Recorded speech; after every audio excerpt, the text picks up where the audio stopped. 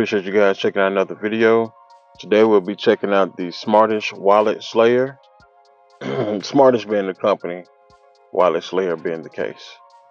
Alright, this is a card / carrying case for your S24 Ultra.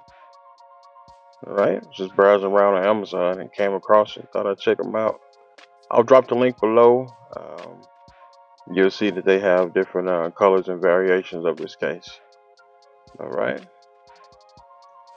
Just ran real brief around the box, but this company here is very creative. Like the packaging, something different, versus just, plain white paper or whatnot. Alright, it's a QR code. You can scan it and give you more information about the company and their products.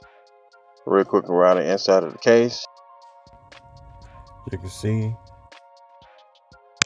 on the inside there. Never seen this design before, but feels to be pretty strong and pretty steady. It is TPU material, but it's not as flexible as that. As flexible as I just made it look. It's pretty strong. Alright. You scan a QR code there. The company would like to hear from you about their products. Alright, let's pop it on and see how it feels. I did notice the corners are reinforced for drop protection as well. But overall, it feels good in hands. Doesn't add too much weight to the phone, but it's definitely gonna be some thickness. Of course, it's a card carrying case, so had to be a little thicker to hold your cards, cash, and your ID or whatnot. It's not a whole lot of lift around the edges, just enough to partially protect your screen, but not a lot.